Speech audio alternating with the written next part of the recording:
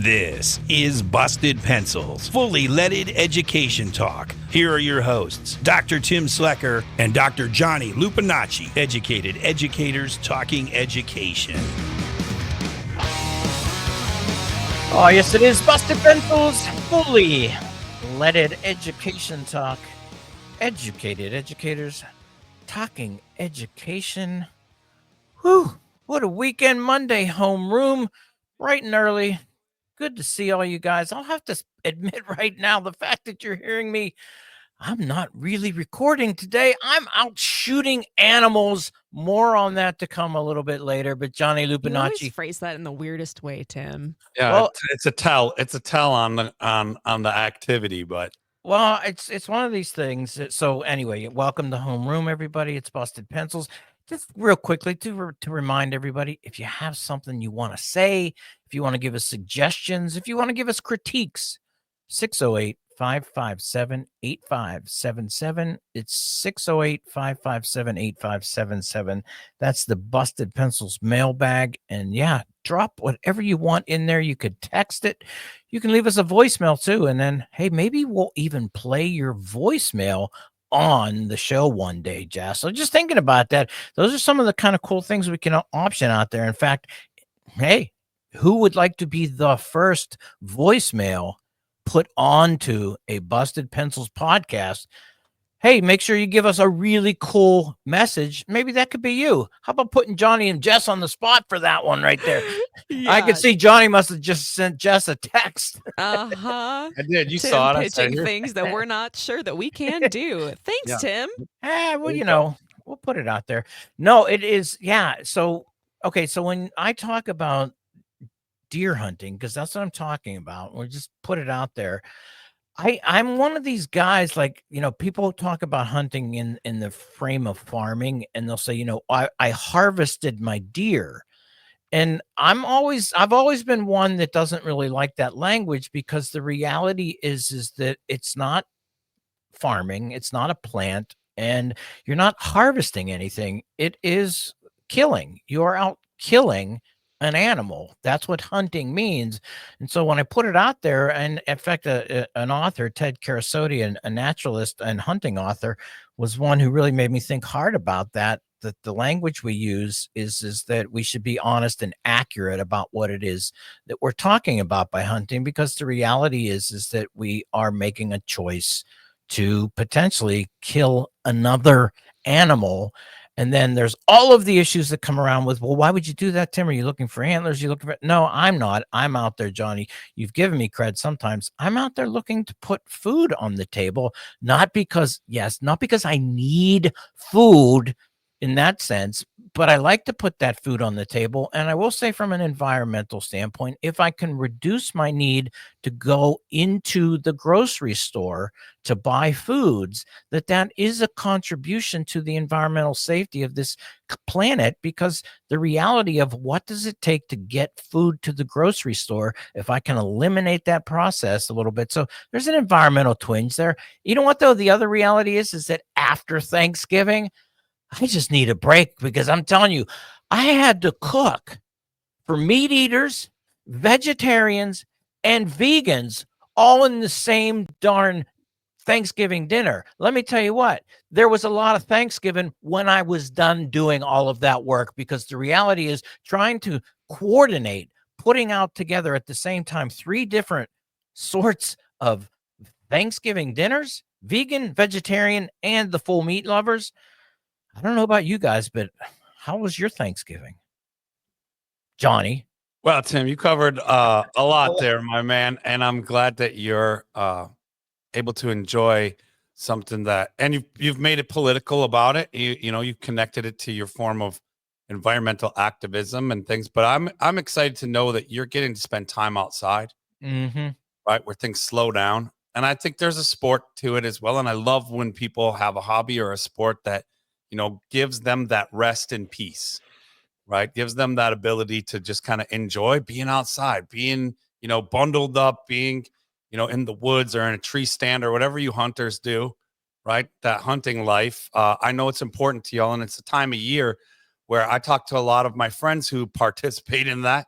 They talk about it being reflective. It's almost Mhm. like going on a retreat. Yeah. Right. And so just a little comment on things too. I always find it interesting because this is the literal in me. You remember, I don't pick up the sarcasm. Um, I don't know what to call it. Newsflash. Every time you eat something, more likely than not, it was alive at one time and it was killed by somebody. Okay. So hunters, like, they get like, hey, I killed this. You know, like, well, the burger I had this afternoon was also killed by somebody. Yes, it was. You know, and like, and so, and vegetarians and vegans out there, like that broccoli had life too. I know it's not, I mean, not sentient, but you know, you're some broccoli killers. So stop everybody trying to be like, well, I don't kill things. Like, if you ate it and it was once alive, somebody killed it, right? It was life It's given or all life, circle of life, baby. yeah, life taken to support life. So I always like to kind of throw that out there, especially for the people who take a real kind of, I think, a pretentious critique of hunting. Like, Yes. oh, I can't believe you would take the life of another. She's like, well, like in some contexts, if hunters are out there thrill killing, like, man, I tell you what, I need to be out there because I just really need to kill some stuff. Yeah. You know, that's a little bit of a That's a little different kind of a vibe. problematic. Yeah. But I want to emphasize, Tim, I'm happy that you're getting that time to really go on retreat, to really Absolutely. breathe and think It- and be part of nature in a way that, you know, humans have been since before there were even guns to go hunting. I So, just wonder with Jess, you know, coming at this from the younger generation, when you hear me, Jess, talking about this, I mean, Mhm. where is hunting in the psyche of the younger generation? Well, I won't pretend to speak for everyone of my generation, and I have a different perspective on this because one of the shows that I produce here at Civic Media is Raised in Wisco, which is a show all about the things that you do outside. And one of those huge activities in outdoor Wisconsin, it's hunting. Mm-hmm. We talk also about fishing, but a lot of times it's about hunting. And it's, you know, our hosts, Joel and Danielle, they really do come at it from this perspective of it's getting back out into nature. It is cutting down these supply lines of getting meat into a supermarket. Right. It's about having that connection to the natural world. It's about having the connection with the people who you're with.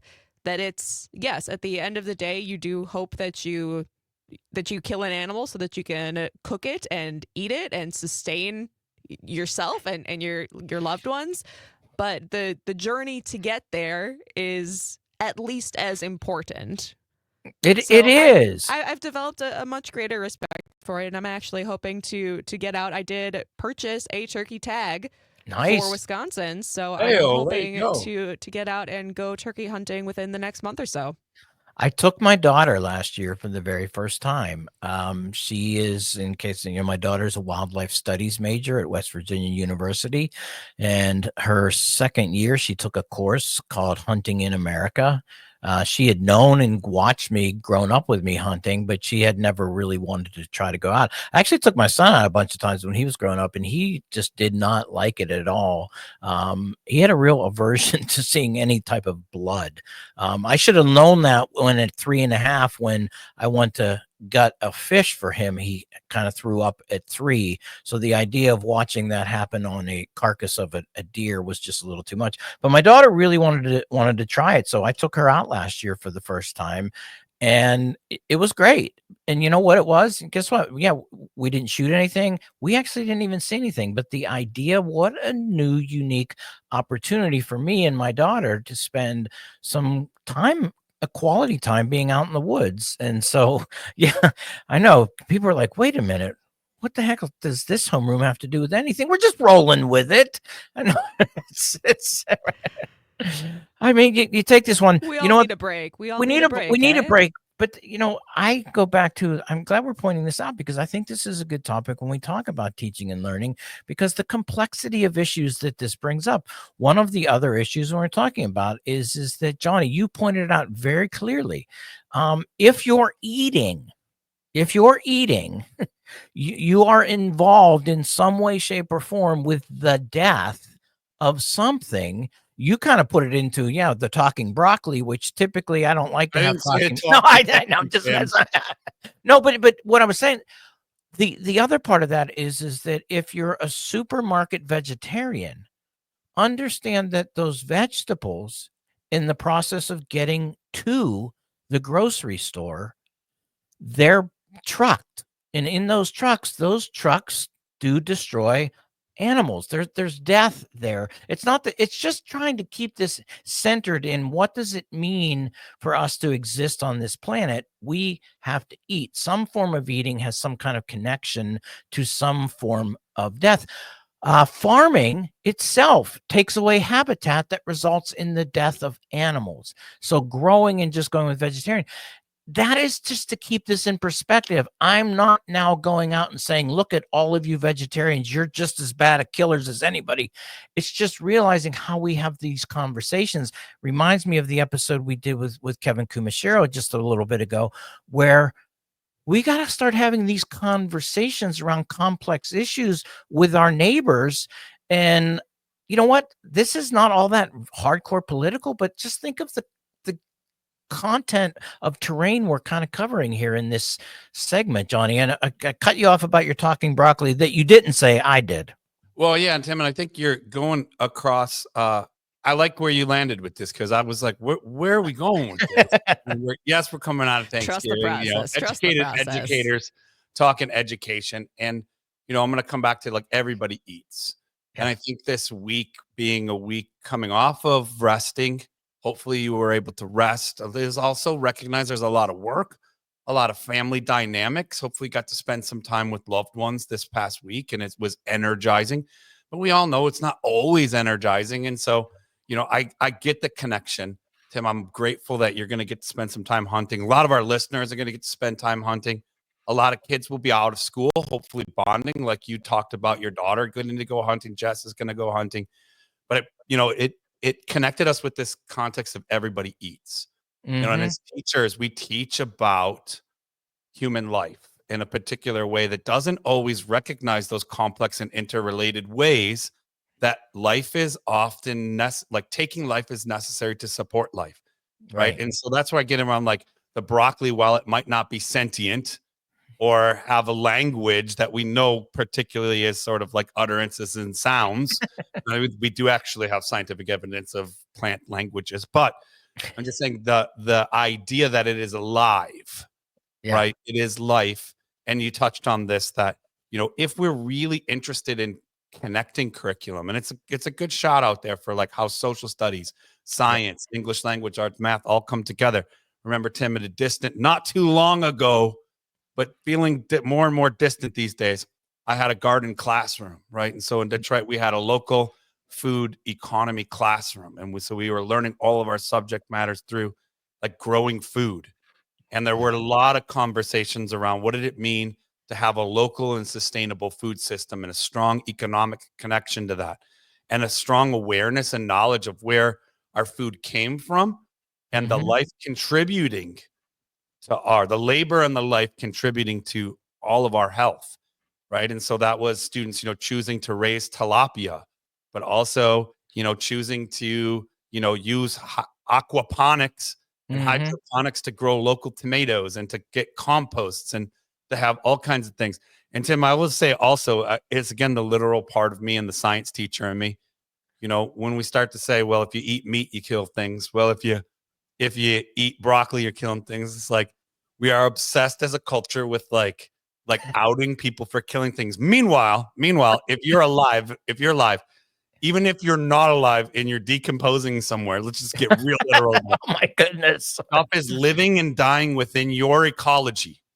So like in our tummies right now, all three of us sitting here smiling about this are warring colonies of bacteria. We are outnumbered so astronomically by the numbers of bacteria in our own bodies that we absolutely need in our bodies. But it's billions to our one. What a fun concept too for thinking about coming off Thanksgiving, Tim. It kind of caught Jess and I by, it's a little bit of a curveball because we had talked about, teaching we love the those week Tim back. curveballs. And for all our teacher listeners out there, about how, Thanksgiving was really the first breather you get since August, right? We go back to school, and yes, there's Veterans Weekend. There's a couple of long weekends. There's, parent-teacher conference things. There's teacher in-service. Nothing quite like the break that we get when we get to maybe hopefully watch football, share some food traditions, be around family, be around friends, right? Have that moment to breathe and take us into the next break, which is just a few weeks away. So now we're into the season of breaks for teaching. So we teach in small snapshots from here on out.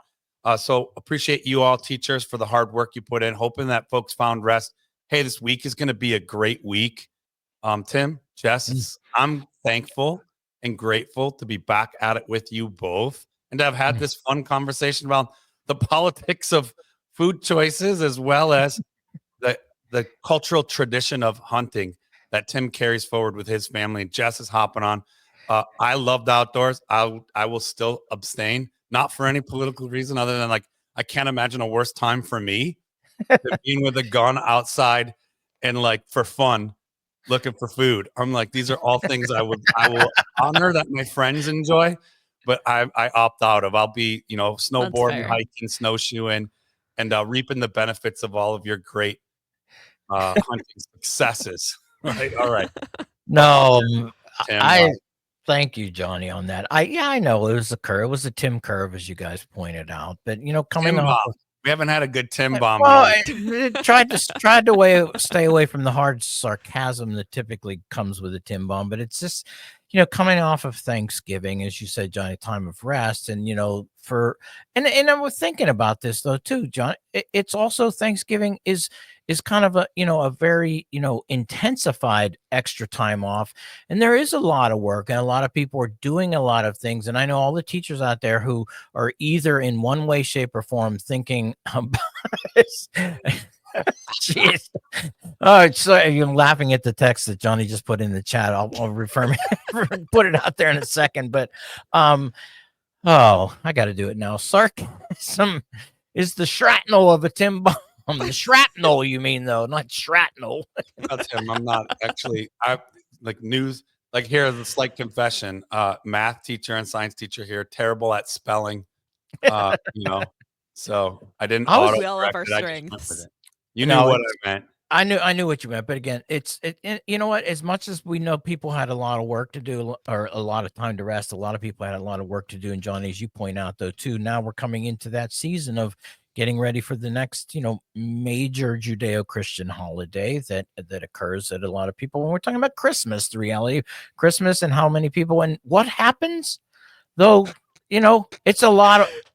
No, I'm not going there, guys. No, I'm not. Anyone who is watching the video just got to see Johnny and I just make faces. Oh, because I said Christmas versus holiday season. Because you said Judeo-Christian and then you I know, went and into Christmas. And it's Christian. that's just Christian. You just got to go hunting and reset, man. Okay. I'm going to. No, it just. And one of the things about this season, though, too, is just the mass consumerism and how we talk about that. And in fact, I am so happy that I was out on this day hunting and not spending my time on Cyber Monday scrolling and looking for deals, because that's the other reality here is that, man, we got to have conversations because there's what does consumerism do?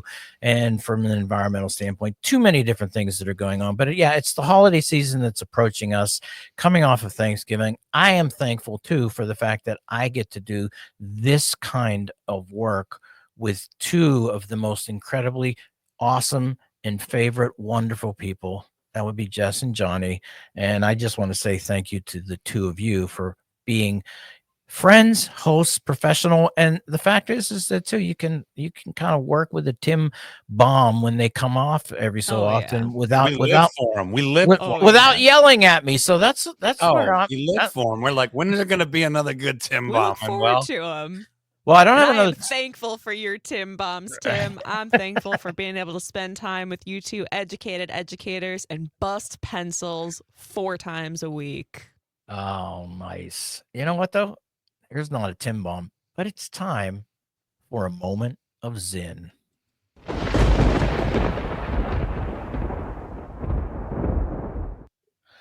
To ward off alienation and gloom, it is only necessary to remember the unremembered heroes of the past and to look around us for the unnoticed heroes of the present.